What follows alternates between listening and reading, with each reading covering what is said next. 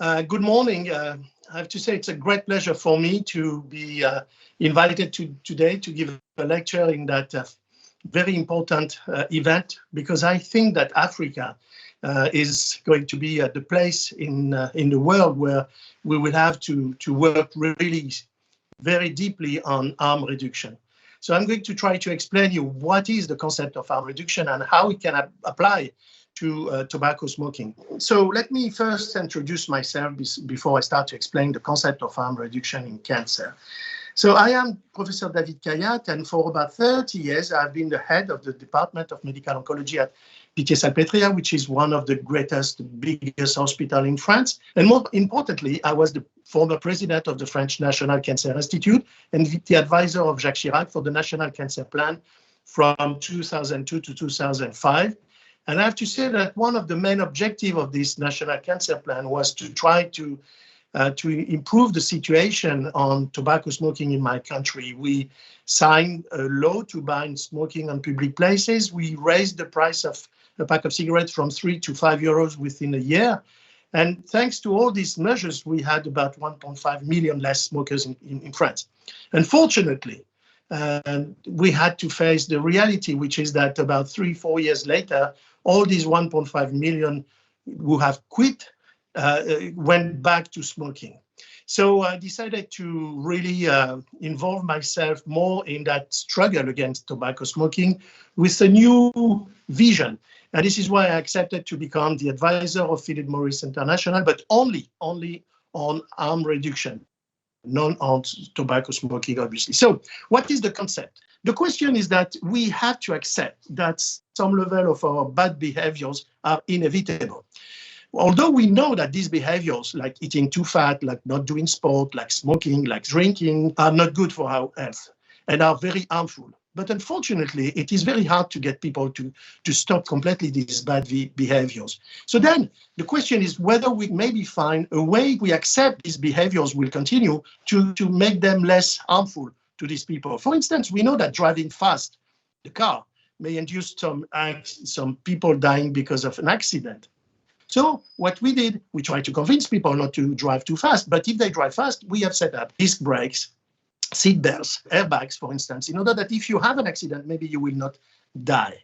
We know that, for instance, with diet, if you have a bad diet, you may get some coronary disease, but we have invented antiaggregants, we have the stents, and we have the statin in order to decrease the cholesterol in your blood. And it is true for most of the bad behaviors we know.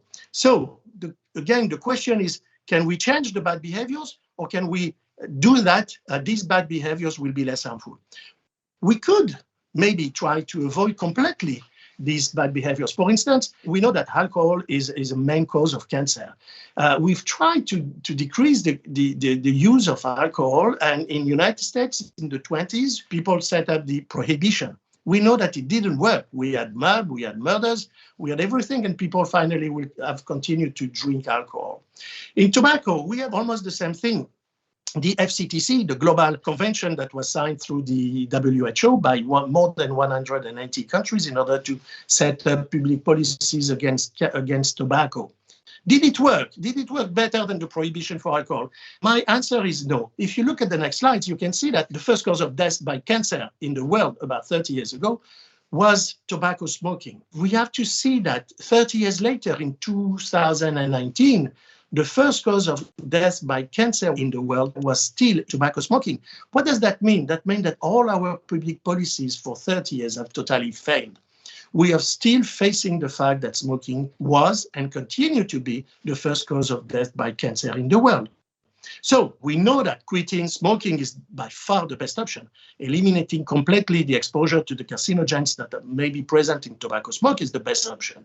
Is it easy? Not at all. Why?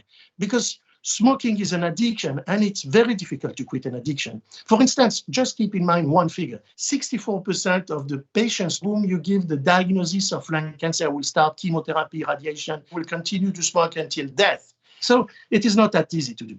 So if we want to apply the concept of harm reduction, which is to continue, for those who cannot quit smoking, let them continue to get something but less harmful, the solution might be in the fact that in cancer, we know two things. One is that cancer is always due to the exposure to a carcinogen.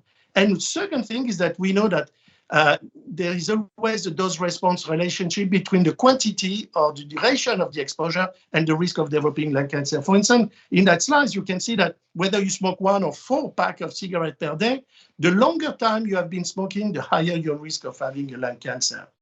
How does cigarette smoke cause cancer? It is very important. If we want to work on that, we have to understand what could be the basis of harm reduction in tobacco smoking and cancer. Well, it is very well known today that what is the point is that when you burn tobacco leaves at temperatures higher than 400 degrees centigrade, this burning of tobacco leaves will induce the onset of a lot of different carcinogens. But if you heat the tobacco leaves at temperatures between 250 and 350, there is no burning, there is no smoke. Tobacco is just heated. At that temperature, you will not have the occurrence of most of the usual carcinogens. And that is what could be the basis of the concept of harm reduction in cancer in tobacco smoking. Why?